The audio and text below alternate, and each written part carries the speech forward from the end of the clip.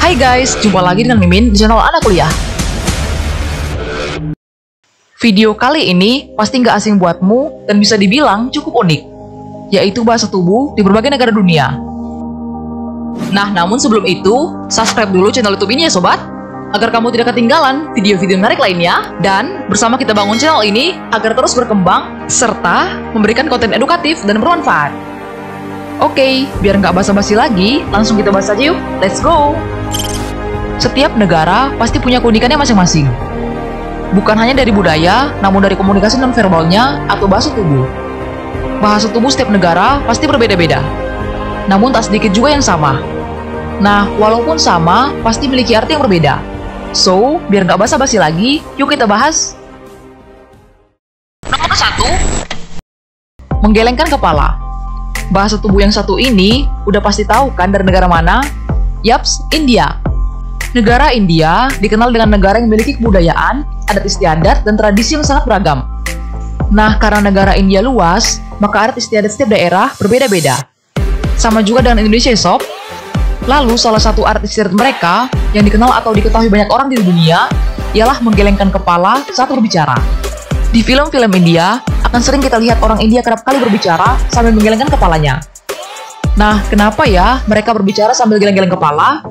Apa mereka lagi melakukan gerakan pemanasan? Nah, bukan ya sob. Jadi ternyata setiap gelengan mereka memiliki arti loh. Mungkin untuk kita orang Indonesia, menggelengkan kepala artinya tidak atau penolakan. Nah, namun berbeda halnya dengan orang India. Justru kebalikannya, menggelengkan kepala bagi mereka bukan hanya mengatakan tidak, namun juga berarti iya, mengerti, atau setuju.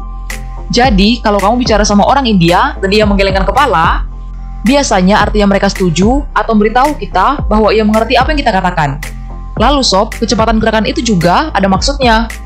Biasanya, semakin cepat gelengan kepala orang India, maka ingin beritahu kita bahwa ia sudah sangat paham. Dan begitu sebaliknya. Nah, namun, gelengan kepala orang India tidak hanya sebatas ya dan tidak loh. Ada banyak arti yang ambigu. Seperti ada artinya halo, hai, atau WhatsApp.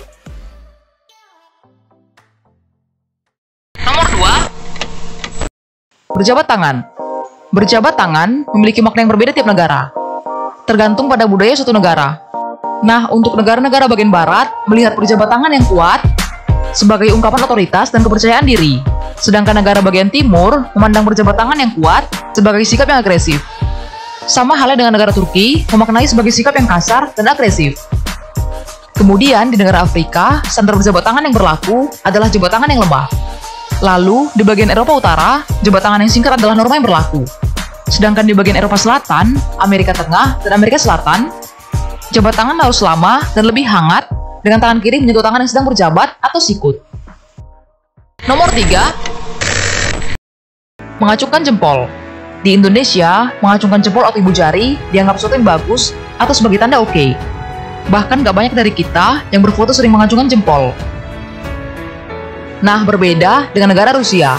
Kalau kamu mengacungkan jempol negara ini, sama artinya dengan kamu mengacungkan jari tengah yang berarti buruk. Tidak hanya di Rusia, di banyak budaya menganggap ini sebagai vulgarisme.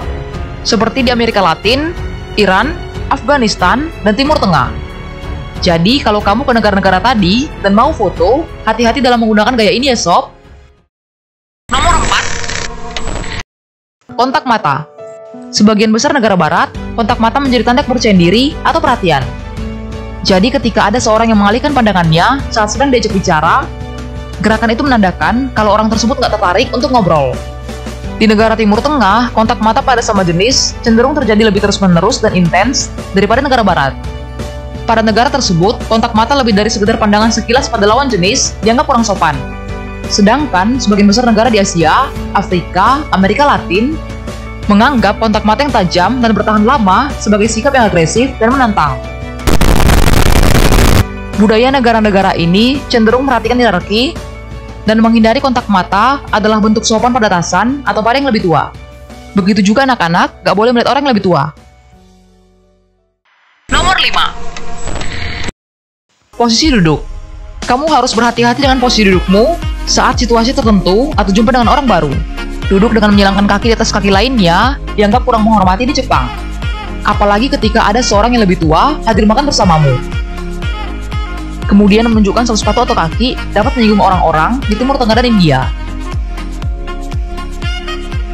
Nah, itulah tadi beberapa gestur atau bahasa tubuh dari berbagai negara di dunia. Walau terkadang bisa kita artikan, namun sering juga terjadi kesalahpahaman. Lalu Min, kalau gitu, kenapa masih digunakan? Nah, jadi Sob, terkadang beberapa gestur itu sengaja diciptakan untuk hal-hal tertentu. Misal orang India, mereka enggan untuk mengatakan tidak secara langsung. Nah, jadi inilah salah satu alasan komunikasi nonverbal diciptakan. Selain itu, kebiasaan gestur ini juga jadi trik untuk menghindari konflik. So, bagaimana video kali ini? Cukup menarik kan? Atau jangan-jangan dari gestur tadi, kamu sambil mempraktekannya saat nonton video ini? Dan jangan lupa juga untuk subscribe channel YouTube ini, follow Instagram, Twitter, Facebook, dan TikTok kita. Bye!